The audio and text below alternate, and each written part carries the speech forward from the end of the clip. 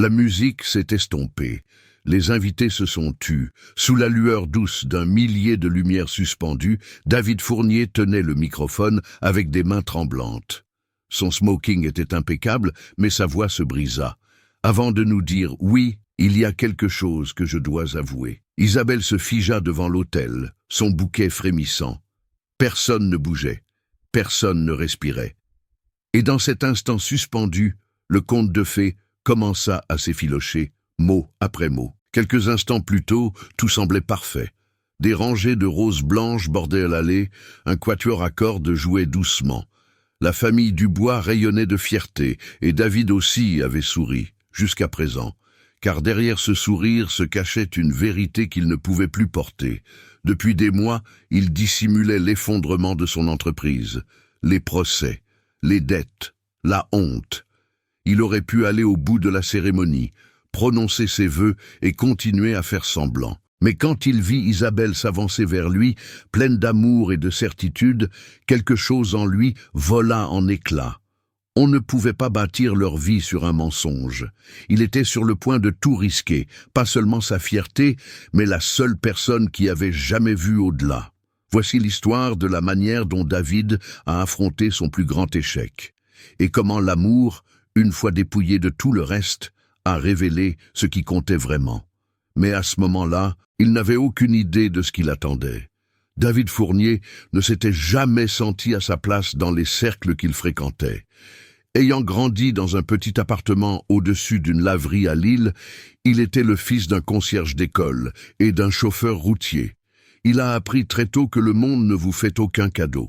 Alors, il a pris tout ce qu'il pouvait, avec charme, intelligence et une faim qui ne le laissait jamais en repos. À 32 ans, il avait bâti Nexus Logistique, une start-up technologique qui était passée d'une idée de garage à une entreprise multimillionnaire. Il était devenu l'orateur vedette des sommets de l'innovation, le visage de ceux qui réussissent contre toute attente. Sa photo faisait la couverture des magazines. Et pourtant, dans les moments de solitude, quand la foule était partie et le costume rangé, David fixait souvent l'obscurité en se demandant s'il ne les avait pas simplement tous dupés. Il a rencontré Isabelle Dubois lors d'un gala de charité auquel il avait failli ne pas assister. Elle ne fut impressionnée ni par son CV, ni par sa voiture. Elle lui a demandé quel était le dernier livre qu'il avait lu. Elle a contesté ses opinions. Peu lui importait qu'il ne vienne pas d'une famille fortunée. Ce qui comptait pour elle, c'était qui il était quand personne ne regardait. Cela l'a terrifié et l'a sauvé. Leur relation a évolué rapidement. Isabelle, malgré la désapprobation subtile de ses parents, s'y est pleinement investie. Son père, le sénateur Thomas Dubois, croyait en l'héritage, à la structure et au mariage avec quelqu'un de son rang. David était tout le contraire. Mais Isabelle croyait en la construction de quelque chose de nouveau, pas en l'héritage de quelque chose d'ancien. Au début, cette conviction les a soudés. Ils ont planifié une vie où son élégance et son feu pourraient coexister. Mais à l'approche de la date de leur mariage, David a commencé à perdre le contrôle de la chose même qui le définissait, la maîtrise. Nexus Logistique s'était développé trop vite. Un partenariat clé à l'étranger s'est effondré. Une enquête discrète s'est transformée en scandale public. Les investisseurs ont paniqué, puis les clients ont disparu. Il n'en a parlé à personne, pas même à Isabelle. Il souriait à chaque brunch, lui tenait la main à chaque dégustation et tenait toutes ses promesses, sauf la plus importante, l'honnêteté.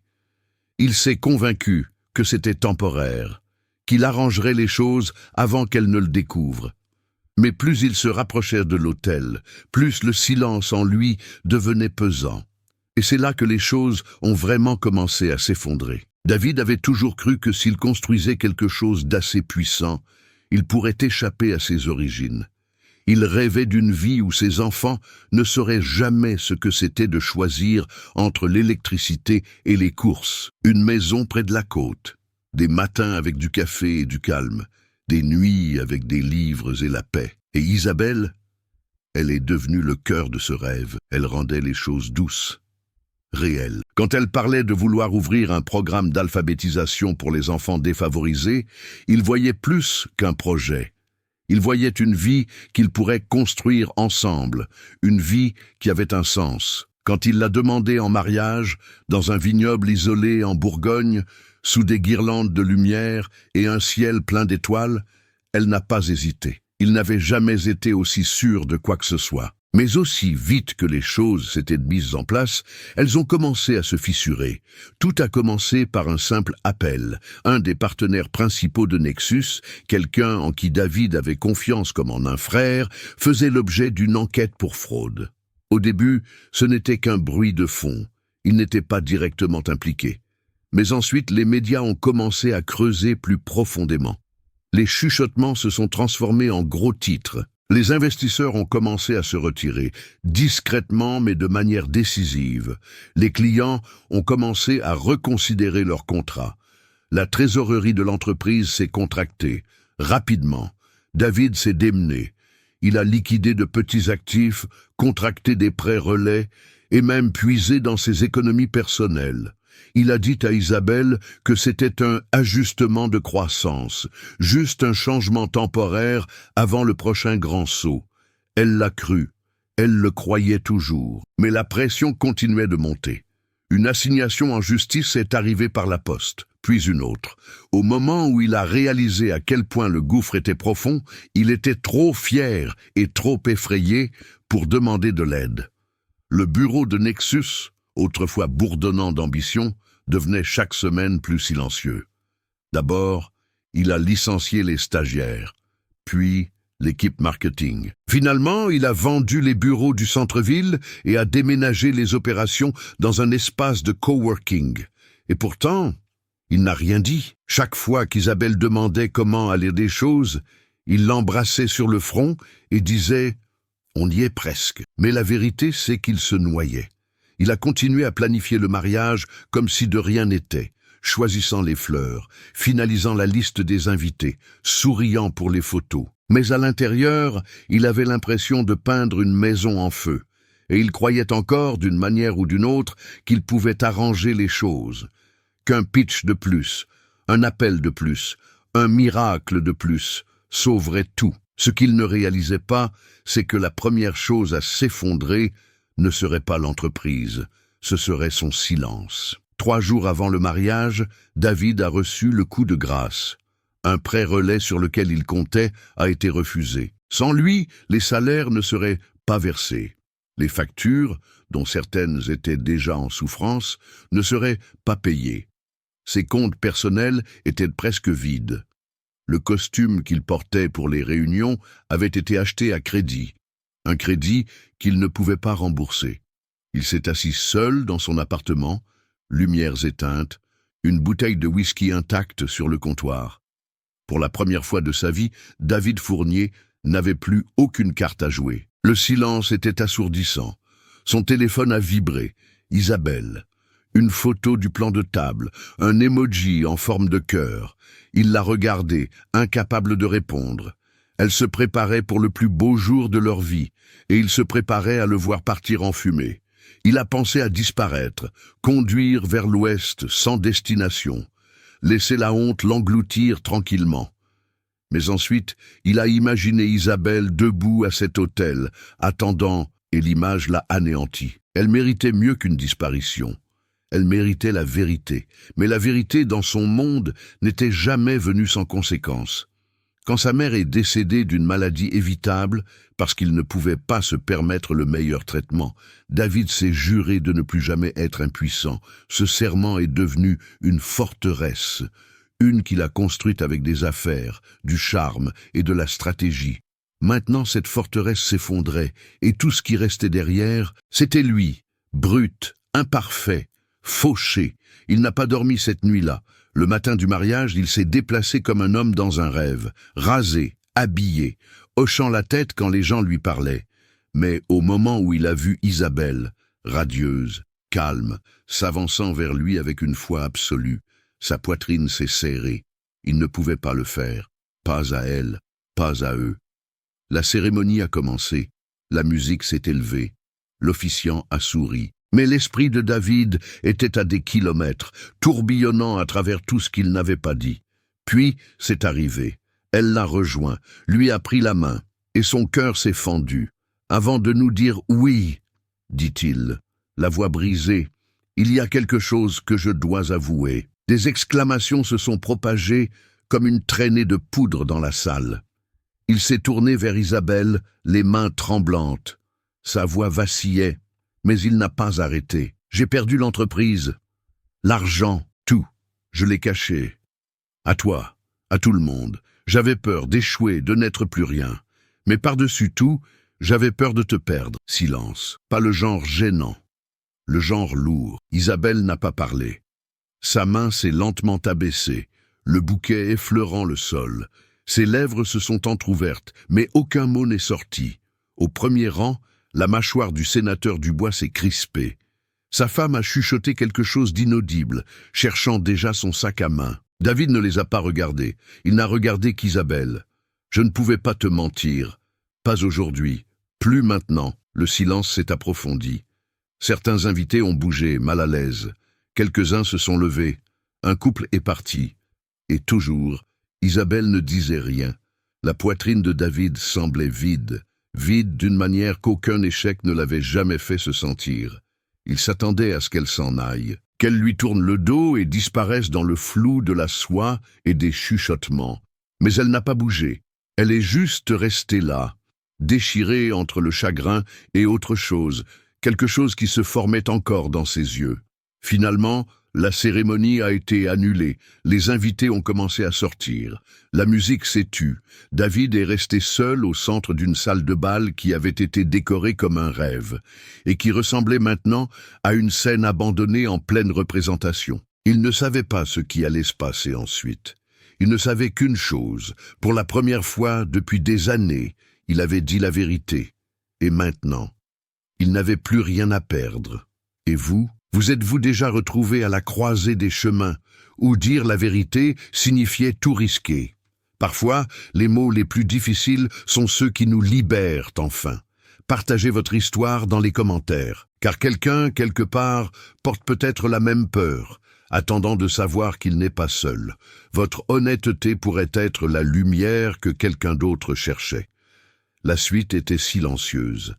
Isabelle était assise dans sa robe de mariée, les manches en dentelle pendantes, le bouquet abandonné sur le sol. Son reflet la fixait depuis la coiffeuse, le maquillage parfait maintenant maculé, les yeux vides de choc. Elle avait joué cette scène dans sa tête 1000 fois depuis qu'elle était petite fille, mais jamais comme ça, jamais avec le cœur brisé avant les vœux, jamais avec une vérité si crue qu'elle en brûlait.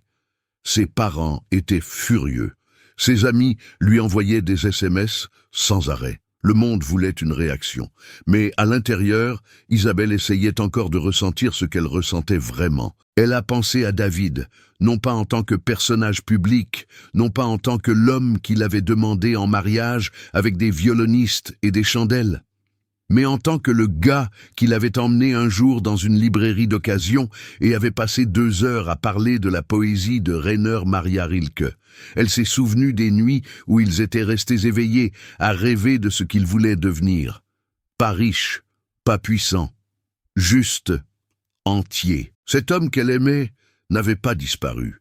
C'était celui qui s'était tenu tremblant à l'autel et avait dit la vérité quand il aurait été plus facile de mentir. Et elle s'était figée, non pas parce qu'elle s'en fichait, mais parce que l'affection faisait trop mal.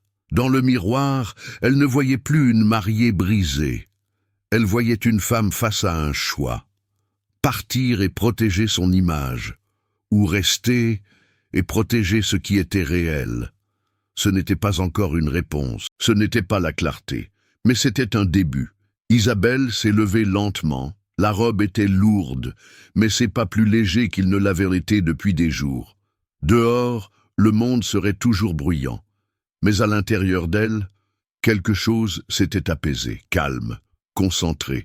Elle ne savait pas ce qui allait suivre, mais pour la première fois, elle voulait le découvrir. Ils ne se sont pas enfuis. Ils n'ont pas fait de grandes déclarations sur les réseaux sociaux, ni tenu de conférences de presse.